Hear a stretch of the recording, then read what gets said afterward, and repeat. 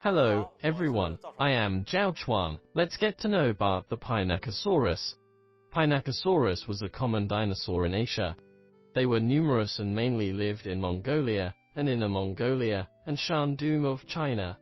As a typical Asian ankylosaurid, its ecological niche is similar to that of the North American Ankylosaurus, featured by its short size and body covered in armor in the late dinosaur era.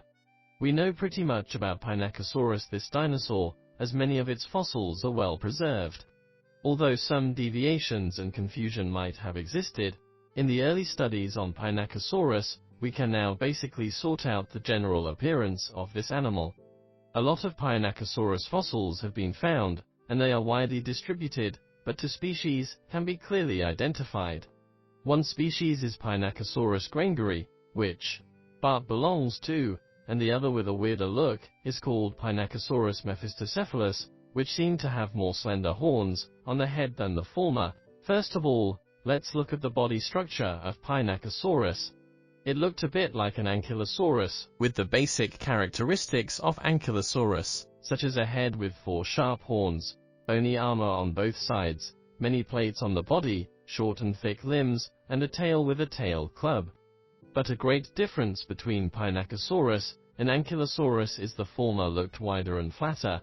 From the top, you will see that it looks like a discus, very broad, and from the side, you will see that it is quite flat. When Pinacosaurus was first discovered, the most noteworthy thing was its head. It had a head resembling but not quite the same as many Ankylosaurids.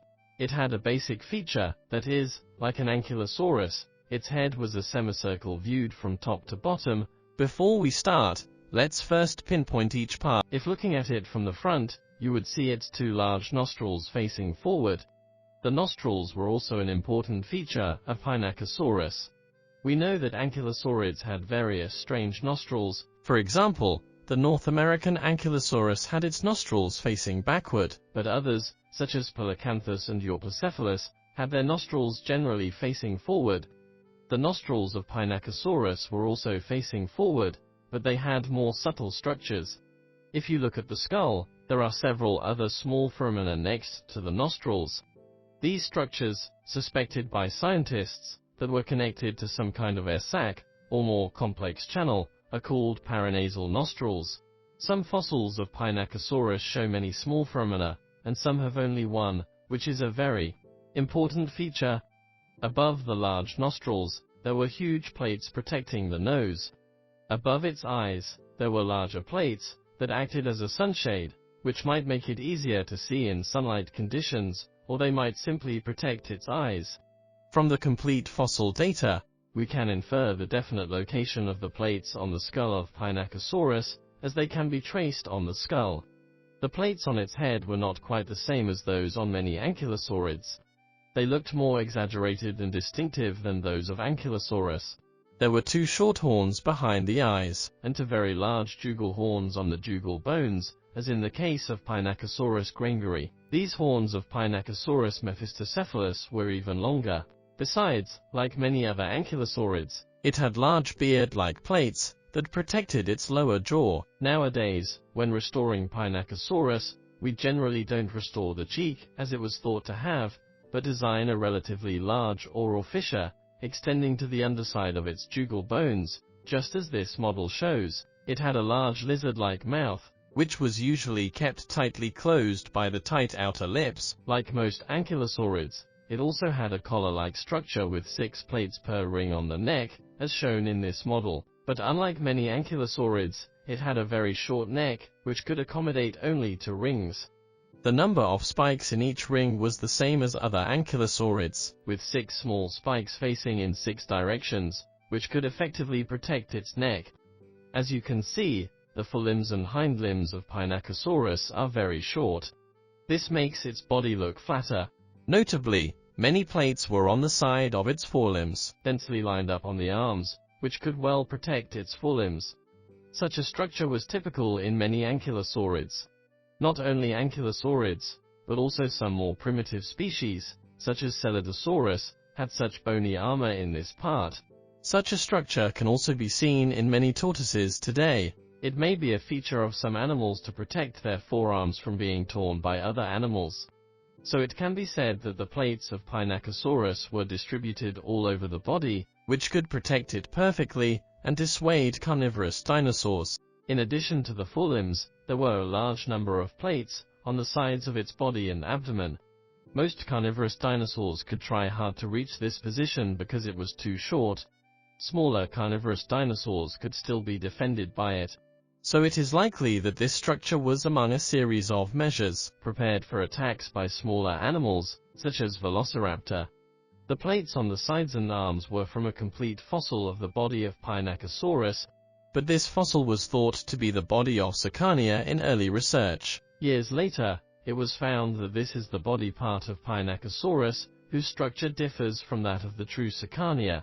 The mistake was caused by the misclassification of scientists or researchers in the early analysis. From above, you can see that the entire body of Pinacosaurus has rows of plates. It had blade-like structures on both sides of the body. These spikes were short at the shoulders, became bigger and bigger toward the pelvis, and the two were the biggest at the buttocks. When approaching the front of the tail, they became for sharp horns facing upwards. There were rows and rows of large bony plates on the body, which gradually spread out near the pelvis and became smaller and less regular than the front ones. These features are actually verified by many fossils. At the end of the last century, a complete fossil of Pinacosaurus was found in the Gobi, showing the intact armor, but only part of it.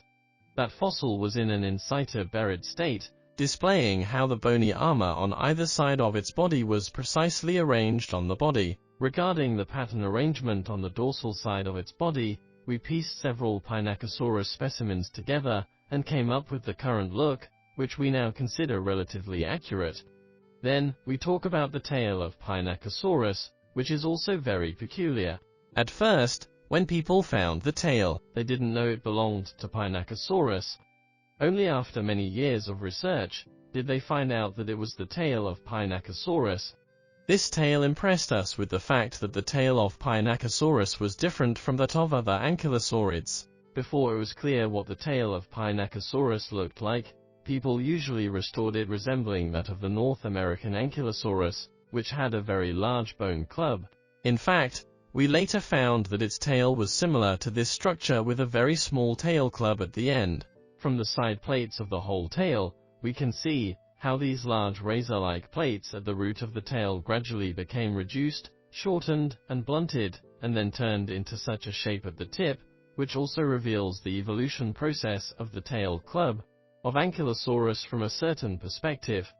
It is possible that the tail club evolved from such a blade-like structure on the side of the tail. The blade-shaped structure on the side of the tail might be an effective measure for Pinacosaurus to protect themselves. Like many Nodosaurids, it had a blade-shaped structure on the side of its tail, but this structure was even larger than that of average Nodosaurids or Ankylosaurids, which shows a strong protective capability. The tip of the plates at the root of the tail was facing inward and forward, and then gradually facing upward. The plates of the section in the middle of the tail were the longest and sharpest. They gradually became wider and shorter, and finally merged into a small tail club at the end of the tail. Like the collar on the neck, there were likely 6 plates per ring as well. You can see the razor-like plates on the top, and the side ones as mentioned earlier. There are also small plates on the underside, but they were not a one-to-one correspondence. The plates on the underside may be more, but the ones on the upper side correspond better with those on the side. The fossils of Pinacosaurus are indeed rarely seen. We know a lot about the fossils of this species, so discoveries with well-preserved fossils like this can allow us to understand the animals in the dinosaur era better. Good, the above concludes our introduction to Bart the Pinacosaurus. Thank you all.